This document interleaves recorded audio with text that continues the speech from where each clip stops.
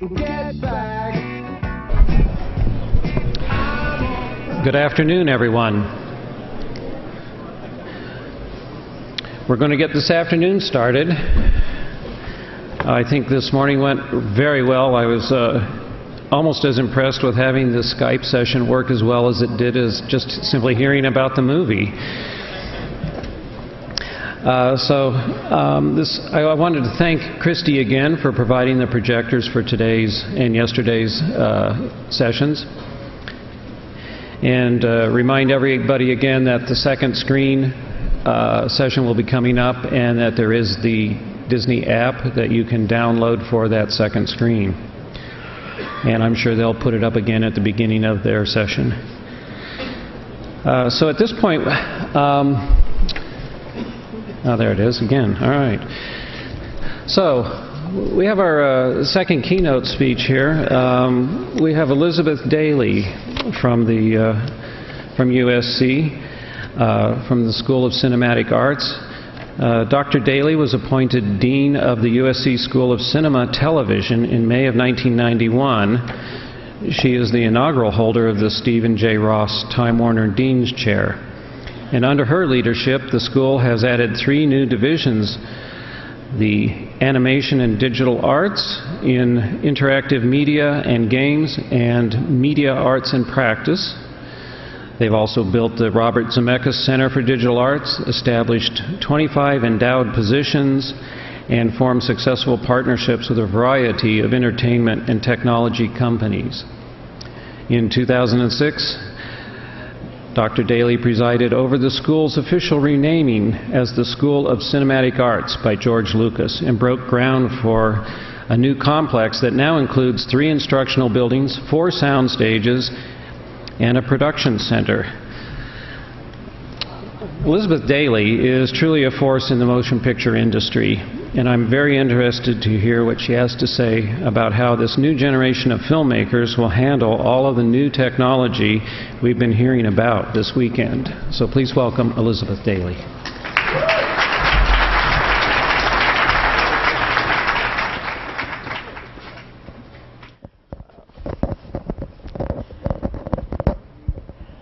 Thank you so much. Well, it's great to be here with you guys.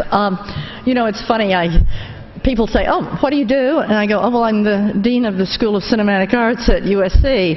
And I get these very blank looks.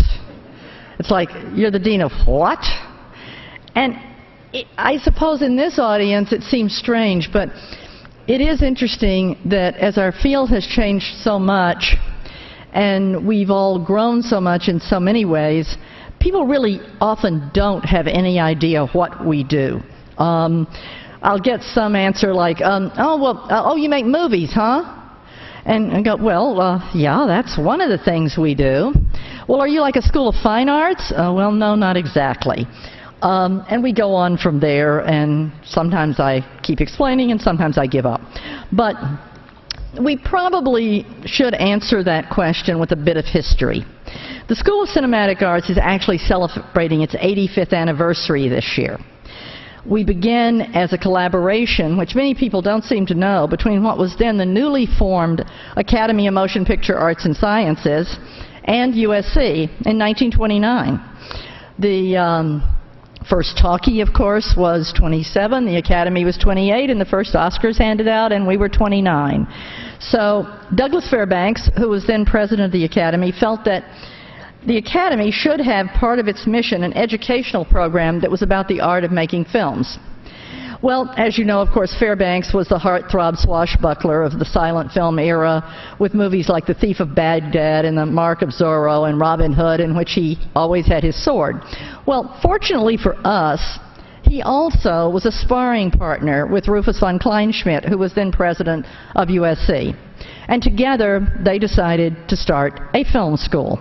The founding memo, I think, is actually quite enlightening, and I'm very fond of paraphrasing it without telling people when it was written. It says, now that film is a mature art form and critical to the well-being of the United States, it should be accorded the same respect in the Academy as law and medicine. I like quoting this, and people usually say, well, it's about time. and then you go, well, the date is February 4th, 1929. It's taken a while, and obviously we're still not there. But the seed for the school was actually a single course called Introduction to the Photoplay. And it was a requirement for the new Bachelor of Arts, which was then referred to as a degree in film training.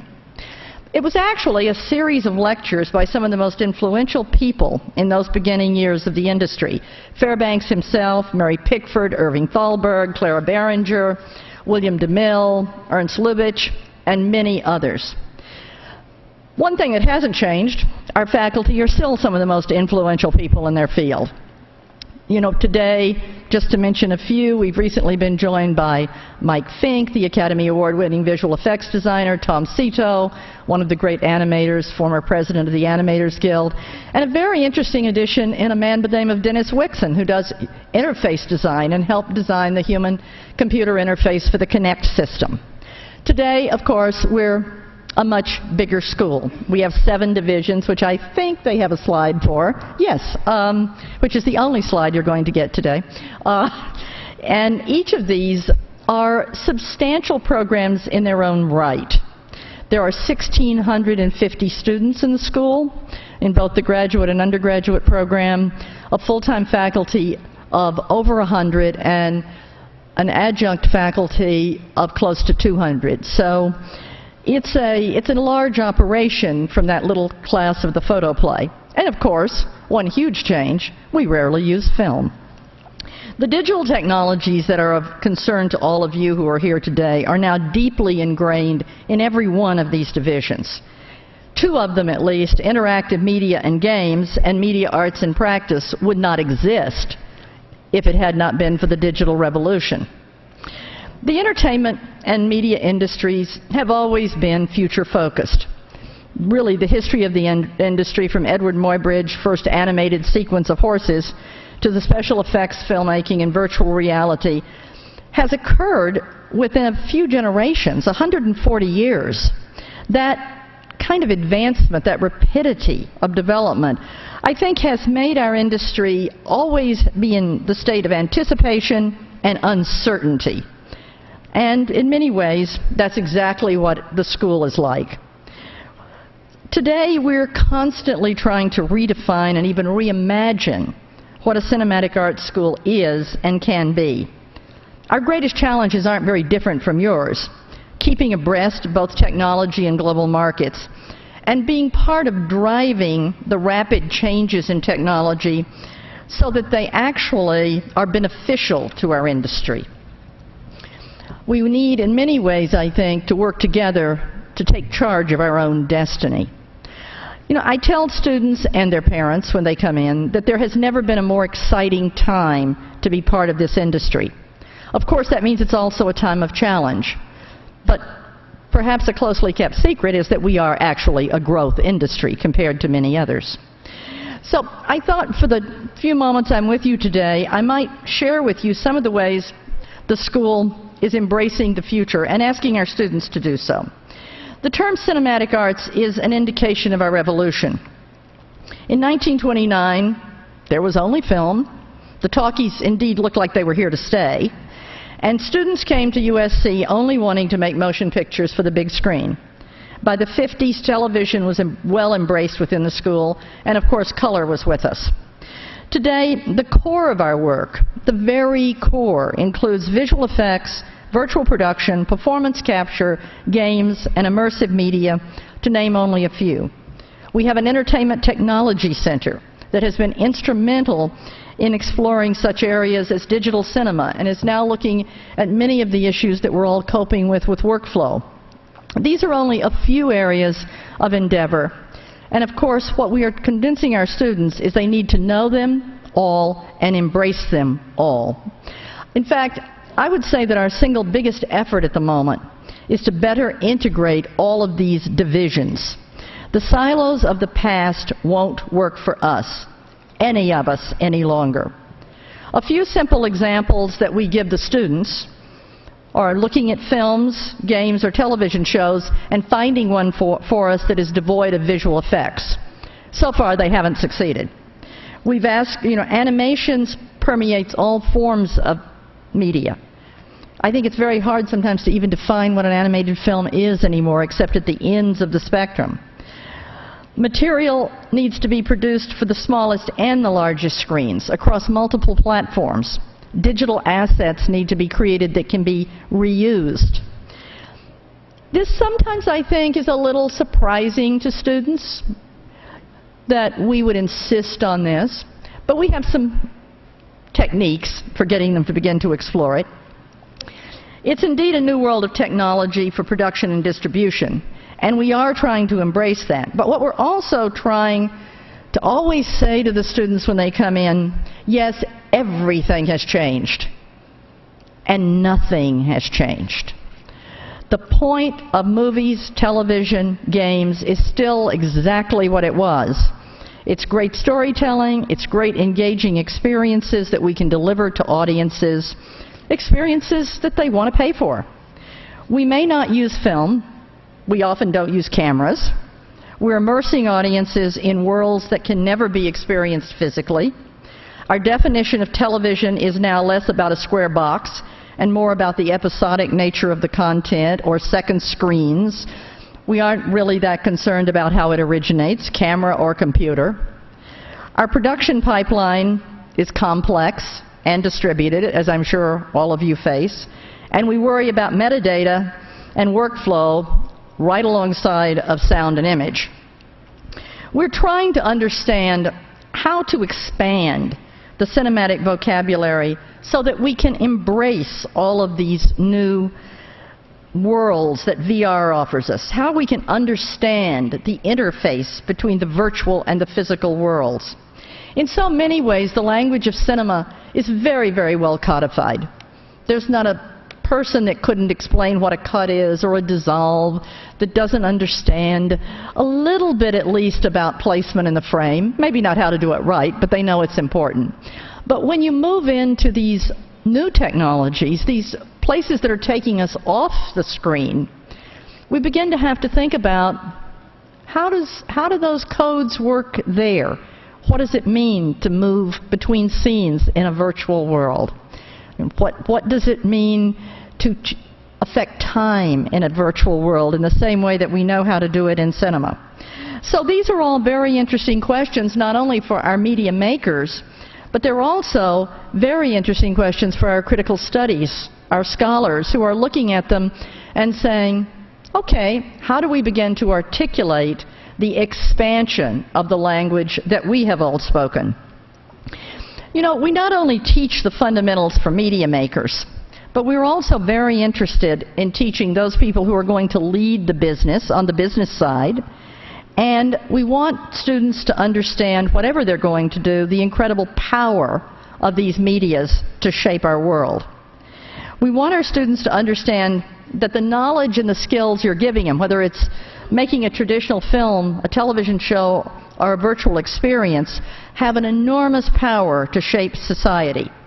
So if you look at our faculty, I often have this issue with the university. They want to classify us as an arts school. And I go, yeah, we are, one small part. But our faculty are artists. They're also business leaders. They're technologists. And they're humanists. And I think it is that dynamic interplay that is helping us to move forward into redefining some of what we do, but has also kept us very strong over all these years. About 80% of our faculty, as some of you know, are practitioners. So they're in the trenches every day.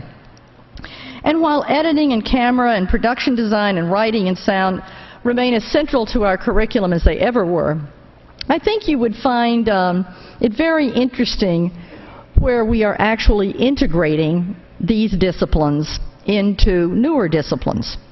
Virtual and augmented reality, world building, immersive and mobile applications are of particular interest to us, as are games and interactivity.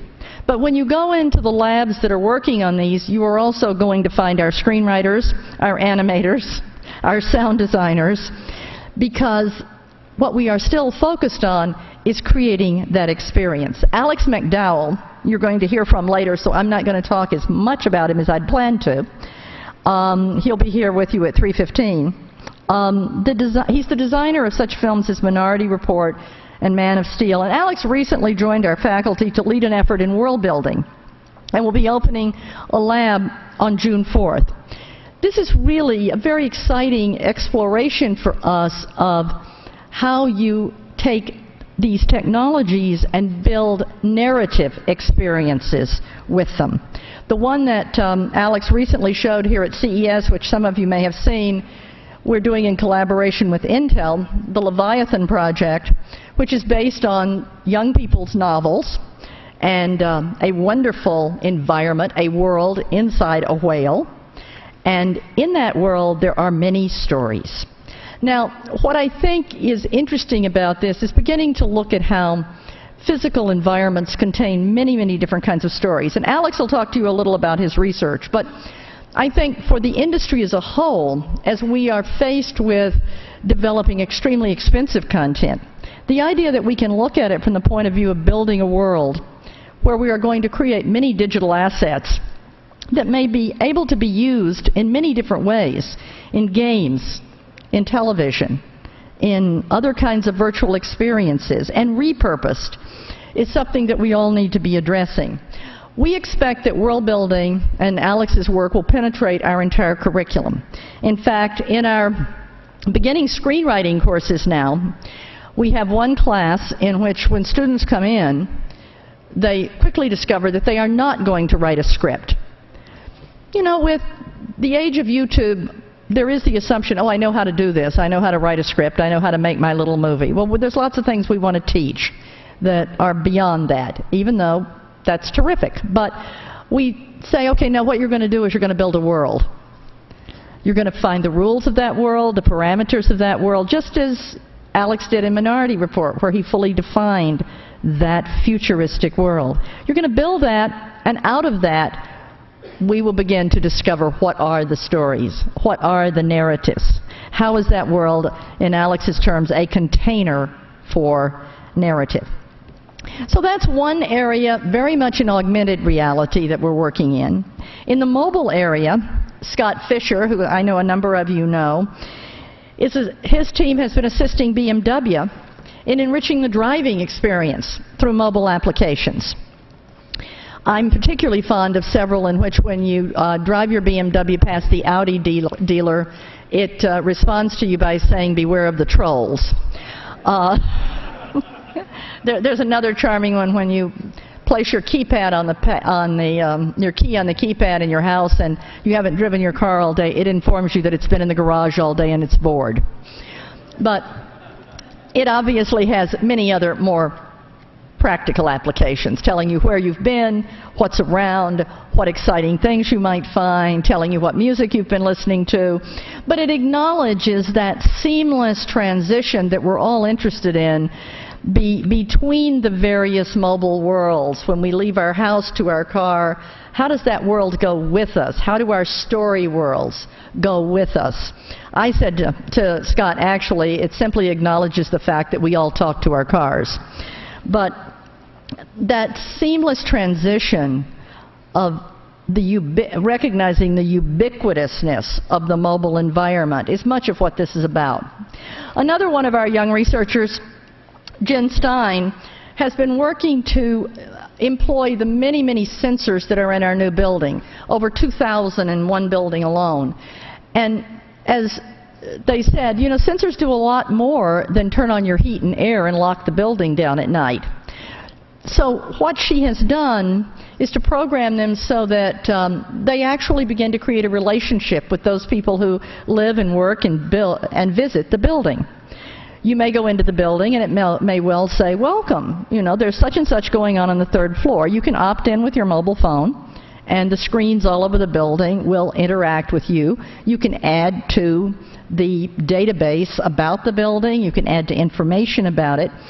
And of course, we're looking at this as a kind of interactive architecture that will again erase the lines between the various virtual and physical aspects of our lives and allow us to interact in many different ways with our environment.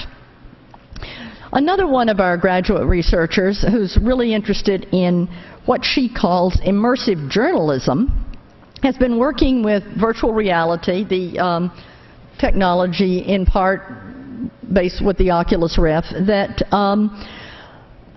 gives you the experience of being in events which you will never and probably never want to have in a physical environment.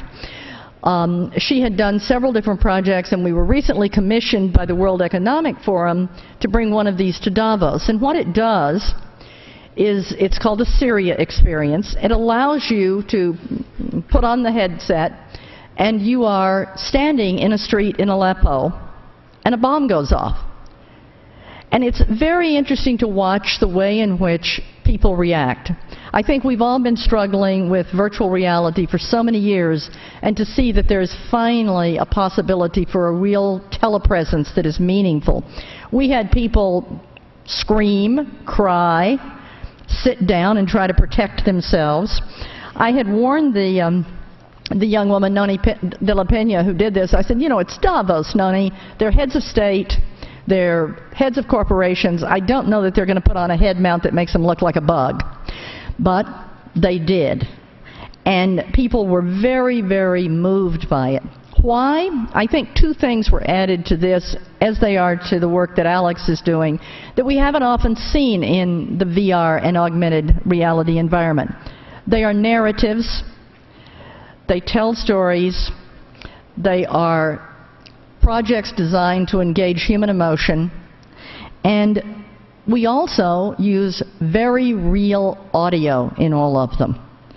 And we had several folks from the VR community visit us in Davos and say, oh, you used audio.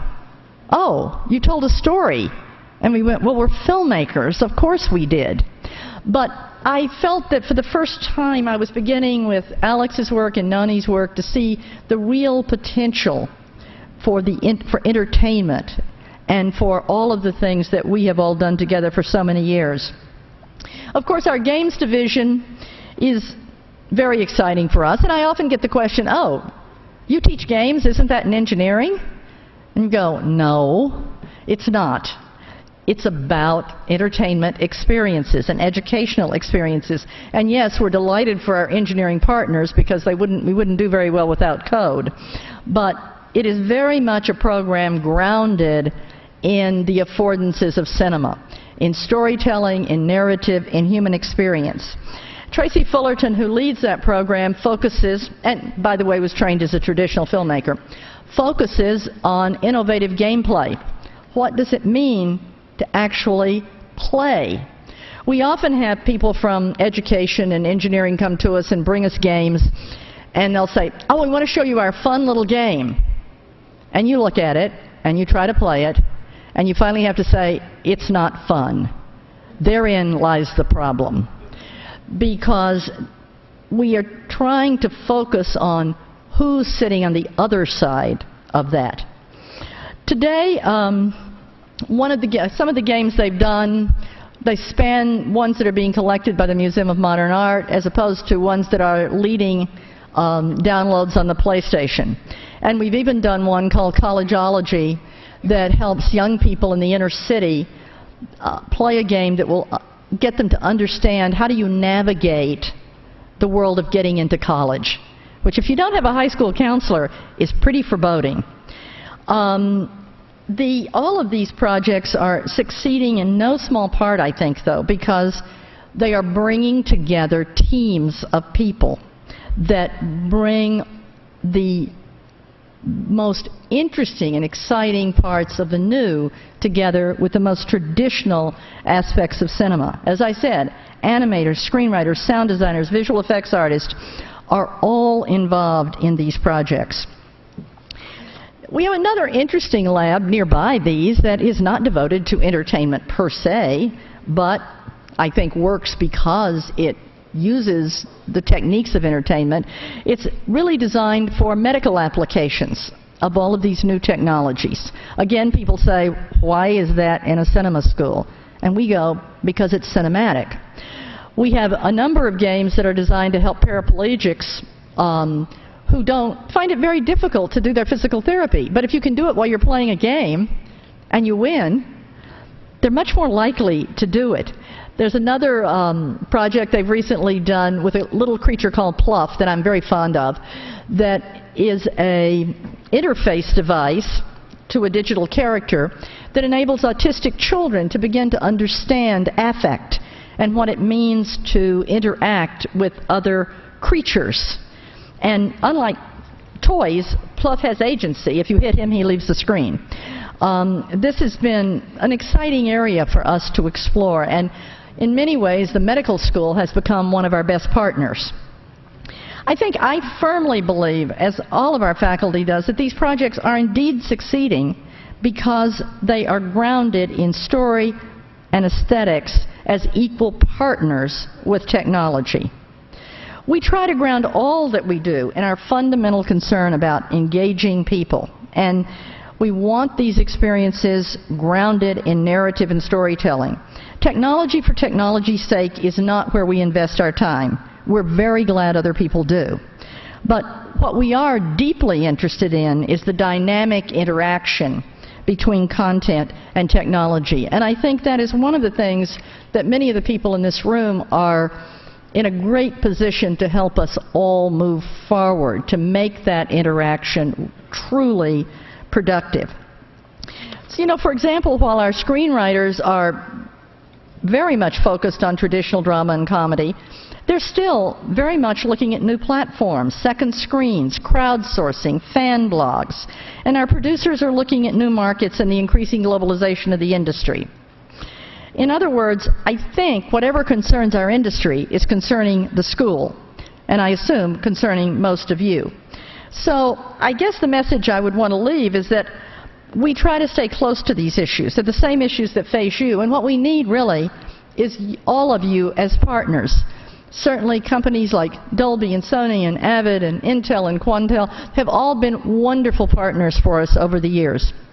And when we have those kind of relationships where we can explore with the technologist and with the content maker, I think we come up with very interesting new forms of entertainment. So we're working to give our students, not just those that want to be makers, but all of them, a very deep understanding of the fact that we need to embrace technology, we need to figure out what we want to do with it, and then we need to talk to our technology partners about how to make it work better. I think that's often what gets missed, and in fact our Entertainment Technology Center was founded 20 years ago. Ken Williams, the executive director, is here with us today. Was founded 20 years ago because of a realization, actually on the part of George Lucas, that the technology companies and the entertainment companies were not talking to each other. And until that dynamic conversation happened, we would not really realize our full potential. There's one last thing I want to tell you about because I think you will find it interesting. It's a different role that the school plays.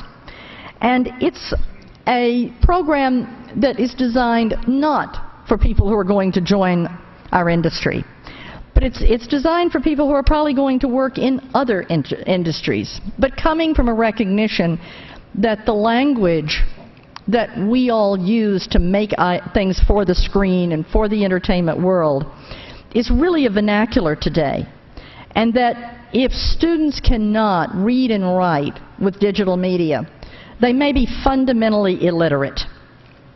Film school was always a boutique in the eyes of the academy, not central to the core education or research missions, in spite of what Douglas Fairbanks tried to say. The view is slowly changing, but I think it's in no small part changing because of the affordances of digital media. Because anthropologists and historians and lawyers and doctors are all beginning to realize that this is the language they need to communicate in. So we have a number of programs where we bring students in, and they are now often majoring in this, where they need to learn how to think in media. We get a lot of questions, why a university should regard us as central to its intellectual capital. Why do students need to be adept at this? Why do we think media literacy is going to improve education? And why do we keep arguing that it's the vernacular of the century? Why do we want students to understand the grammar? Well, I think they now live in a world which is so permeated by media that they often don't see it. So what we're hoping is that more and more universities will begin to teach the fundamentals of media in a way that will enable people to truly be empowered with it. In the early part of the 20th century, the Russian filmmaker Vertov spoke about the camera as the mechanical eye that showed us the world as only it could see it, an eye that could erase the boundaries of time and space. And that is so the world we live in today. And that's very much what this program is devoted to, is to try to get students to understand what it means to live, to create, to think in that world, to think beyond alphabetic literacy. So it's a new mission for us. We're permeating the university, and many people think we're invading it, but we're very happy to do that. And I think when I look at it, that the dream that Douglas Fairbanks and the Academy had 85 years ago is still strong, and I think we're still following that mandate to prepare new generations to invent the future and to bring the joys of the cinematic experience writ large, be that film, television, games, or immersive experiences that we have not yet imagined, to all audiences around the world. And we really look forward to working with all of you to create and continue that tradition. Thank you so much.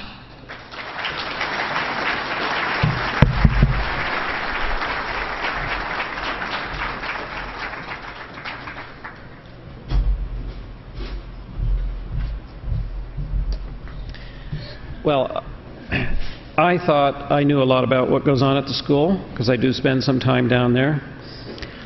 But I am amazed at the range of entertainment experiences that are being tested and experimented with at the school and that we're going to see in the coming years.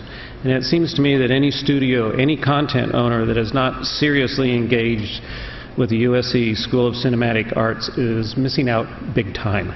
So I'd like to give another round of applause to Elizabeth for making the trip here.